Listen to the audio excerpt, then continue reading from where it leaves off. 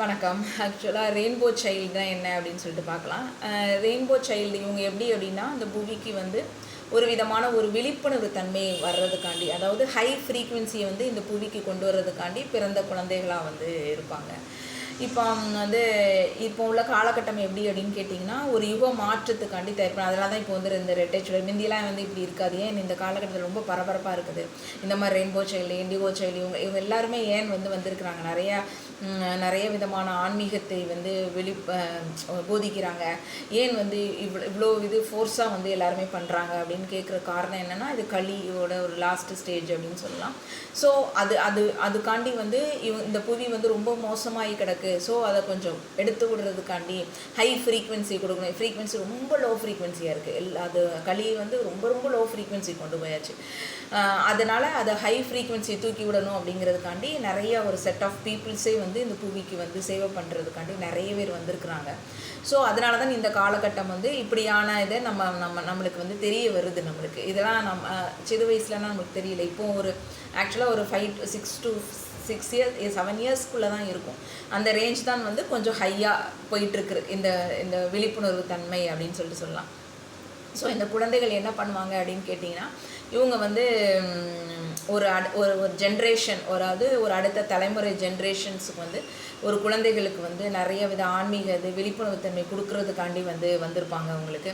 So இவங்களுடைய நோக்கம் அப்படின்னு சொல்லிட்டு இருக்கிறது என்ன அப்படின்னு கேட்டிங்கன்னா, ரொம்ப அதாவது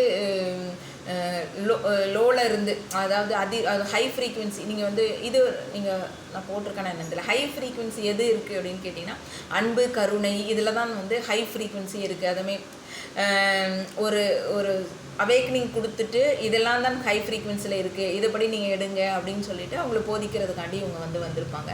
ஸோ இவங்களுடைய குணங்கள், இப்போ ரெயின்போ சில்ட்ரனுடைய குணங்கள் வந்து எப்படி இருக்கும் அப்படின்னா, மிகுந்த கருணையாக இருக்கும். துன்பம் வந்து உடனே வந்து அவங்க போய் வந்து ஹெல்ப் பண்ணணும் அப்படிங்கிற ஒரு துடிப்பு இருந்துகிட்டே இருக்கும். யாராவது கஷ்டப்பட்டாங்கன்னா உடனே போய் ஹெல்ப் பண்ணணும் அப்படின்னு தோணும். எப்போதும் ரொம்ப ஹாப்பியாக இருப்பாங்க. ஸோ அடுத்தது இதெல்லாம் இந்த ஹாப்பி, அதான் சொல்கிறேன்ல, இந்த கருணை, இதெல்லாம் வந்து ஹை ஃப்ரீக்வன்சி கூடியது. ஸோ இன்ட்யூஷன்ஸ் லெவல் வந்து ரொம்ப ரொம்ப வந்து பக்காவாக இருக்கும். யார் என்ன நினைக்கிறாங்க, என்ன பண்ணுறாங்கன்ட்டு இவங்க டக்குன்னு வந்து அப்சர்வ் பண்ணி எடுத்துருவாங்க. ஸோ தெய்வீக தொடர்பு வந்து இவங்களுக்கு நிறையா இருக்கும். பிரார்த்தனைகள் மூலமாக, தியானம் மூலமாக, இயற்கை மூலமாக இவங்களுக்கு பலவிதமான தெய்வங்களோட டைரக்ட் கான்டெக்ட் வந்து இவங்களுக்கு வந்து இருக்கும். அன்பு, குணப்படுத்தும் சக்தி, அதாவது ஹீலர்ஸாக இருப்பாங்க. அதுக்கு ஒரு ஈகோ வந்து ரொம்ப ரொம்ப குறைவாக இருக்கும். நானுங்கிற ஈகோ வந்து இவங்களுக்கு இருக்காது. ஸோ பிறப்பு நோக்கத்தை வந்து இவங்க வந்து உணர்ந்திருப்பாங்க. இந்த புவிக்கு வந்து நம்ம இதுக்கு தான் பிறந்திருக்கோம், அன்பை போதிக்கிறதுக்கு தான் பிறந்திருக்கோம், ஆனந்தம் அடையிறதுக்கு தான் பிறந்திருக்கோம், ஒரு அவேக்கனிங் கொடுக்கறதுக்காண்டி நம்ம வந்திருக்கோம் அப்படின்னு சொல்லிட்டு இவங்க வந்து உணர்ந்துருவாங்க. ரெயின்போன்னு ஏன் பேர் வந்துச்சுன்னா, பல வண்ணம். ஸோ நம்ம சக்கராஸை நீங்கள் பொறுத்தவரை என்னென்னா, எல்லா வண்ணங்களும், அதாவது எல்லா சக்கராஸையும் இவங்க வந்து ஆக்டிவேட் பண்ணி பேலன்ஸ் ஆக்கி வச்சுருப்பாங்க. சரிங்களா? இவங்களுக்கு வந்து ஈஸியாக வந்து இது வந்து கிடச்சிடும். ஸோ அதனால தான் ஏன் அப்படின்னா, இவங்க வந்து பழைய கர்மா, அதாவது முற்பிறவியில் வந்து இவங்களுக்கு கர்மா கம்மியாக இருக்கிற பீப்புள்ஸ் தான் வந்து இந்த மாதிரி வந்திருப்பாங்க.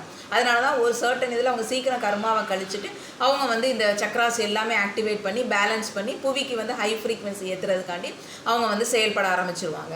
கர்மா ரொம்ப இருந்தால் நம்ம அதுவே நம்ம லைஃப் லாங் தீர்த்துக்கிட்டே இருக்கணும்ல. ஸோ இந்த மாதிரி பீப்புள் அப்படின்னு சொல்கிறதே கர்மா குறைவான பீப்புள் தான் வந்திருப்பாங்க, பர்த் எடுத்து வந்திருப்பாங்க.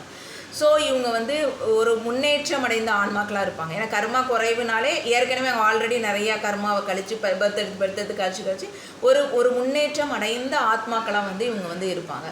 ஸோ இவங்க வந்து அவங்களுடைய பெற்றோருக்கு வந்து போதிக்கலாம், சமூகத்துக்கு வந்து போதிக்கலாம், புவிக்கு வந்து போதிக்கலாம். ஸோ எல்லாத்தையும் ஒரு விழிப்புணர்வு தன்மை அடைய வச்சு இதை வந்து அடுத்த லெவலுக்கு வந்து அவங்கள வந்து கொண்டு போகிறதுக்கு வந்து இவங்க வந்து பாடுபடுவாங்க. ஸோ இதான் வந்து இந்த ரெயின்போ சைல்டு. இப்போ இதிலே வந்து நிறைய சொல்லுவாங்க. அதாவது இண்டிகோ சைல்டு இருக்கிறாங்க, கிறிஸ்டல் சைல்டு அப்படின்னு சொல்லிட்டு சொல்லுவாங்க. இப்போ இண்டிகோ சைல்டு அப்படின்னு சொல்லிட்டு எடுத்துக்கிட்டிங்கன்னா, இந்த இண்டிகோ சைல்டு தான் வந்து நம்ம வருவோம். சரிங்களா? ஏன் அப்படின்னு கேட்டிங்கன்னா, இந்த இண்டிகோ சைல்டு வந்து ரொம்ப கொஞ்சம் பிறந்து ஓரளவு ஸ்டேஜில், அதாவது for example 70s 80s 90s பிறந்த குழந்தைகளை வந்து இண்டிகோ அப்படின்னு சொல்லுவாங்க. ஏன் அப்படின்னா, நீங்கள் நல்லா இப்போ நான் சொன்னபோது தெரியும், உங்களோட பண்பு எப்படி இருக்குன்னா, எதிர்ப்பு மனப்பான்மை வந்து நிறையா இருக்கும். பழைய அமைப்புகளை வந்து உடைக்கிறதான் இவங்க வேலையாகவே இருக்கும். நீங்களே பார்த்தீங்களான்னு தெரியும், நம்ம வந்து ஒரு காலகட்டம் வரைக்கும் எப்படியோ வாழ்ந்திருப்போம், நம்மளே முதல்ல உடைவோம். ஏன் அப்படின்னு கேட்டிங்கன்னா, இது நம்மளுக்கு பிரபஞ்சம் வந்து புரிய வைக்கும். இந்த பழைய இது வந்து தவறாக கட்டமைச்சு வச்சுருக்கு, இந்த பழைய கட்டமைப்புகளெல்லாம் உடைச்சிட்டு வெளியே வா அப்படிங்கிறது தான் வந்து நம்மளுக்கு போதிக்கும். ஸோ ஃபஸ்ட்டு நம்மளே வந்து நிலை தடுமாறுவோம், அதுக்கப்புறம் தான் இதை வந்து சொல்லணும் அப்படிங்கிறதுக்கு நம்ம பேலன்ஸ் பண்ணிவிட்டு அதுக்கப்புறம் நம்ம வந்து சொல்ல ஆரம்பிப்போம். ஸோ மோஸ்ட்லி பார்த்திங்களா கோபம் இருக்கும், போராட்ட உணர்வு இருக்கும். நம்ம வந்து போராடி தான் வந்து ஜெயிப்போம், எல்லாத்துலேயுமே வந்து போராடி தான் வந்து வெற்றி பெறுவோம். ஸோ கோபம் இருக்கும். ஏன் அப்படின்னா அநியாயத்தை கண்டா வந்து தாங்கவே தாங்காது, ஏன் அப்படிலாம் அநியாயம் நடக்குது அப்படிங்கிற ஒரு போராடுற குணம் வந்து இருக்கும். அப்போ புதிய பாதை வந்து போடணும், நம்மளுக்கு வந்து இந்த போராடி நம்ம ஒரு பாதையை வந்து போட்டு உருவாக்கணும் அப்படிங்கிற ஆர்வம் வந்து நம்மளுக்கு வந்து இருக்கும்.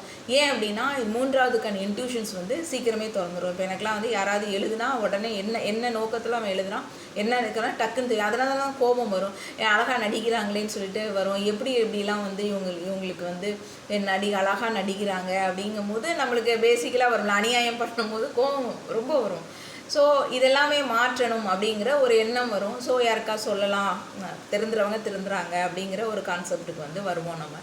அப்போ கிறிஸ்டல் சைல்டுனா அதுக்கு அடுத்தது வந்து என்ன பண்ணுவோம், அடுத்த இதில் கட்டத்தில் வர்றவங்க இவங்க வந்து எப்படின்னா அமைதியை வந்து போதிக்கிறதுக்கு வந்திருப்பாங்க, அன்பை வந்து இது பண்ணுறதுக்காண்டி வருவாங்க. ஸோ இவங்க வந்து பேசிக்கலாக கொஞ்சம் மென்மையாக கருணையாக வந்து இருப்பாங்க.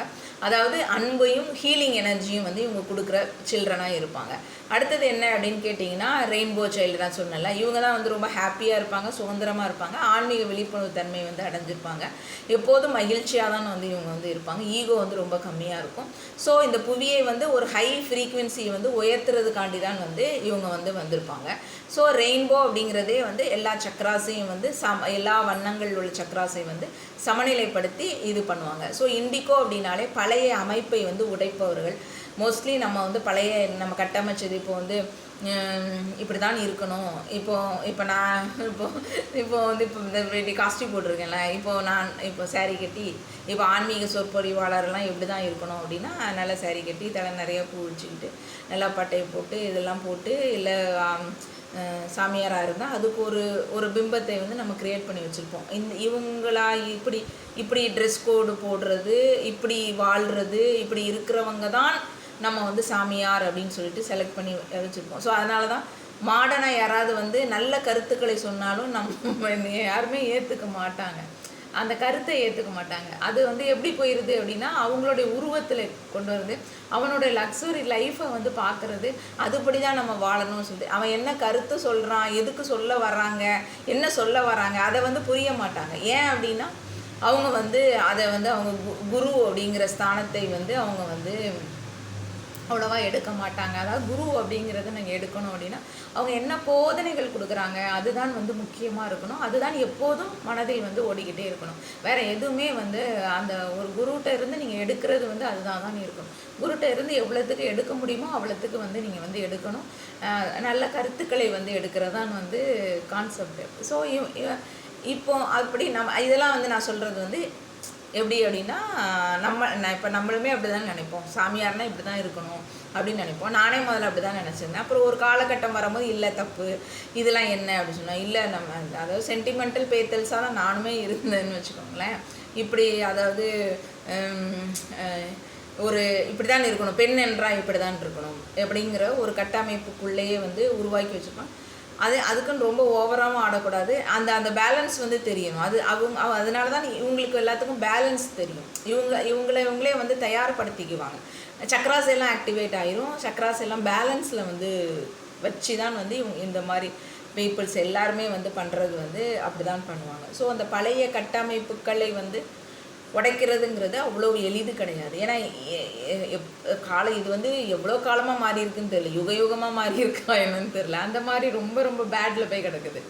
ஸோ அதெல்லாமே வந்து ரெக்டிஃபை பண்ணி கொண்டு வர்றது தான் இவங்களோட இதாக இருக்கும். இவங்க வந்து அமைதி, கிறிஸ்டல் வந்து அமைதி, அதுக்கப்புறம் சாந்தம், அப்படி அங்கே அந்த கான்செப்ட் அன்பு அப்படிங்கிறதுக்கு இவங்க வருவாங்க.